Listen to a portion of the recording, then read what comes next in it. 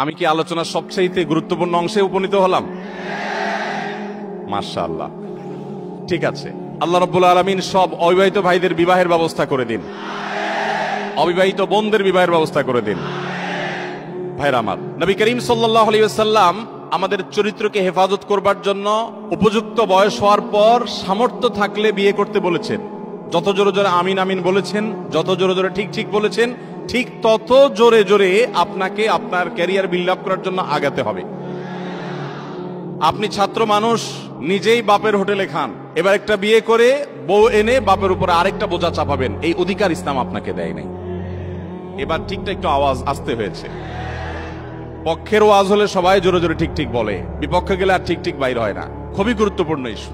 যেই যুবক তার যৌবন কালে যা দেখে তাতেই সে অস্থির হয়ে যায়, ব্যাকুল হয়ে যায়, নিয়ন্ত্রণহীন হয়ে যায়, আত্মনিয়ন্ত্রণ রাখতে পারে না, যেখানে সেখানে কাত হয়ে পড়ে, চিত হয়ে পড়ে, যেখানে সেখানে সে সারেন্ডার করে বসে এবং নিজেকে কোনোভাবে কন্ট্রোল করতে পারে না, আমি বলি এই যুবকদের দৃষ্টান্ত হলো ডায়রিয়ার রোগের মতো। কেউ ডায়রিয়া আক্রান্ত হলে সেটা যদি চরম পর্যায়ে পৌঁছে যায়, তখন তার নিয়ন্ত্রণ ক্ষমতা থাকে না, আত্মনিয়ন্ত্রণ থাকে না, চাইলেও সে মন মতো, জায়গা মতো, সময় মতো তার কাজ সে সারতে পারে না। তো এই রোগের রোগীর মতো হলো ওই তরুণের অবস্থা, যে তরুণ যেখানে যা দেখে, মোবাইলে দেখেছে, কম্পিউটারে দেখেছে, বাইরে দেখেছে, ফেল ফেল করে চেয়ে রয়েছে, ওইদিকে পিছনে দৌড়ানো শুরু করে দিয়েছে, তার পড়ালেখা শেষ করে দিয়েছে, ক্যারিয়ার ছেড়ে দিয়েছে, বাপ মা ছেড়ে দিয়েছে, সমাজ ছেড়ে দিয়েছে, দিন ধর্ম ছেড়ে দিয়েছে, সে পাগল পড়া হয়ে ঘুরছে।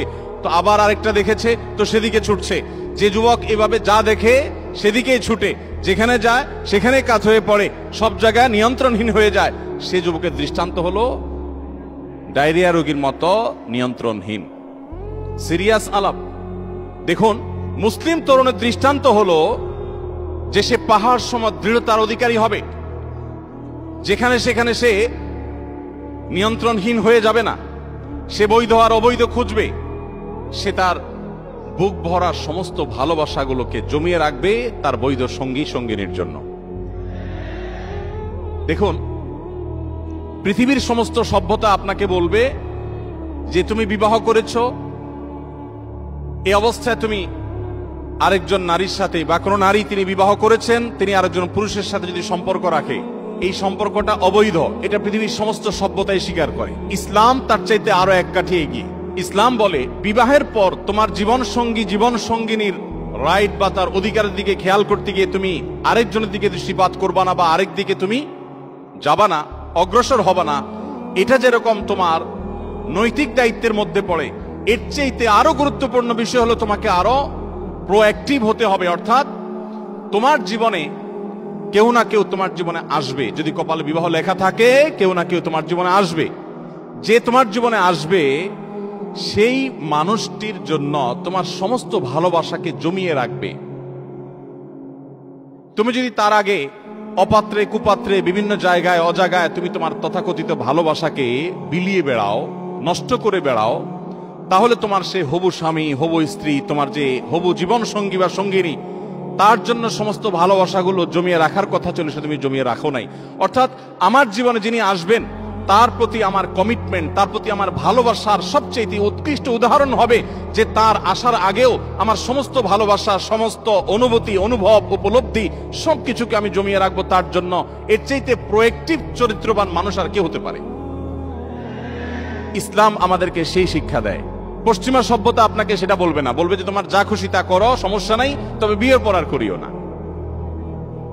পশ্চিমা সভ্যতা বলবে কি, বিবাহের পর তুমি আর ডানে বামে মুখ বালাবালি করিও না, বিবাহের আগে যা খুশি করো। আর ইসলাম বলে না, তোমার জীবন সঙ্গী, জীবন সঙ্গিনীর জন্য তোমার সারা জীবনের সমস্ত ভালোবাসাকে সঞ্চয় করে রাখো, অজায়গায় কুজায়গায় সেটাকে অপাত্র কুপাত্রে ব্যবহার করবে না। সময় দে ভাইরা আমার, আমরা আজ অনেকেই পশ্চিমা সভ্যতা, পশ্চিমা কৃষ্টি কালচারের দ্বারা এত বেশি প্রভাবিত হয়ে গেছি যে তাদের সবকিছুকে আমরা গায়ে মাখানোর চেষ্টা করছি, তাদের সমস্ত কৃষ্টিগুলোকে আমরা এখানে আমদানি করার চেষ্টা করছি। আমরা ভুলে গেছি যে আমরা মুসলমান, আমরা বাঙালি, আমরা বাংলাদেশি। এই অঞ্চলের মানুষের যে কৃষ্টি, যে কালচার, সেটা মুসলমান হোক কিংবা হিন্দু হোক কিংবা খ্রিস্টান হোক কিংবা বৌদ্ধ হোক, সে কালচার কোন ক্রমেই পশ্চিমা কালচারের সাথে যায় না। আমাদের নিজস্ব সংস্কৃতি আছে, সেটা আমরা ভুলে যেতে বসেছি। আমি একটি কথা প্রায় বলি, একটু আগেও বিসিসি 800 আমরা আলোচনা করছিলাম, সেখানেও বলছিলাম, পশ্চিমারা জ্ঞানে, বিজ্ঞানে, তথ্যে, যোগাযোগে, অবকাঠামোতে, অর্থনীতিতে, অনেক দিক থেকে, পরিবেশের দিক থেকে, অনেক দিক থেকে তারা আমাদের থেকে যদি 1000 বছর এগিয়ে থাকে, পারিবারিক ব্যবস্থাপনায় তাদের চাইতে আমরা 2000 বছর এগিয়ে আছি। তাদের থেকে জ্ঞান বিজ্ঞান নেন, তাদের থেকে তথ্য প্রযুক্তি নেন, তাদের থেকে অন্যান্য ভালো জিনিসগুলো নেন, কোনো অসুবিধা নেই, ইসলাম সেটা নিষেধ করে না। কিন্তু তাদের বস্তা পচা সস্তা সংস্কৃতি আমাদের দেশে আমদানি করবেন না। এদেশের স্বামীরা স্ত্রীদেরকে যতটা ভালোবাসে, এদেশের স্ত্রীরা স্বামীকে যতটা ভালোবাসে, আমাদের সমাজে অধপতনের এই সময়টাতেও স্বামী স্ত্রীর মধ্যে যে বোঝাপড়া আছে, যতটা দাম্পত্য জীবনের সুখ এবং ভালোবাসা আমরা আমাদের এই অঞ্চলে কল্পনা করতে পারি, পশ্চিমারা সেগুলো স্বপ্নেও দেখে না। সমাজ যখন বকে যায় তখন সেটাকে নিয়ন্ত্রণ করার জন্য মানুষ ভাবে, আর আল্লাহ প্রদত্ত ওহির জ্ঞান দ্বারা যারা পরিচালিত হয় তাদেরকে আল্লাহ রাব্বুল আলামিন আগে থেকেই, সমস্যা সৃষ্টি হওয়ার আগে থেকেই বাঁধ দেওয়ার শিক্ষা দিয়েছেন।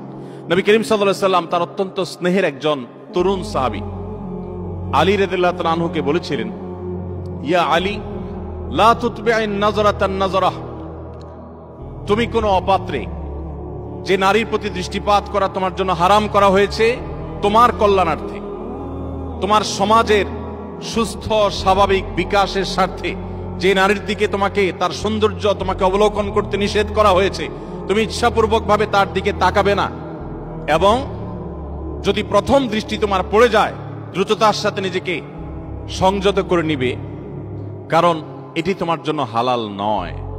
দেখুন, নবী করিম সাল্লাল্লাহু আলাইহি সাল্লাম বলেছেন, মানুষের চোখ দেখে প্রথমে জেনা লিপ্ত হয়, এরপর তার মনের জেনায় সে লিপ্ত হয়, এরপর সে চূড়ান্ত জেনার পথে, ব্যভিচারের পথে সে হাঁটে এবং পথ মাড়ায়। এভাবে নবী করিম সাল্লাল্লাহু আলাইহি সাল্লাম তারুণ্যের চরিত্রকে হেফাজত করার কথা বলেছেন। তিনি যুবকদেরকে লক্ষ্য করে বলেছেন, ইয়া মাশারাশ শাবাব, হে তরুণ সম্প্রদায়েরা, মান ইসতাতা মিনকুমুল বাআতা ফালইয়াতাযাওয়াজ, তোমাদের চরিত্রকে হেফাজত করবার জন্য, তোমাদের চরিত্রকে সংরক্ষণ করবার জন্য, কালিমা থেকে মুক্ত রাখবার জন্য তোমাদের যাদের সাধ্য সামর্থ্য আছে তারা যেন বিবাহ শাদী করে।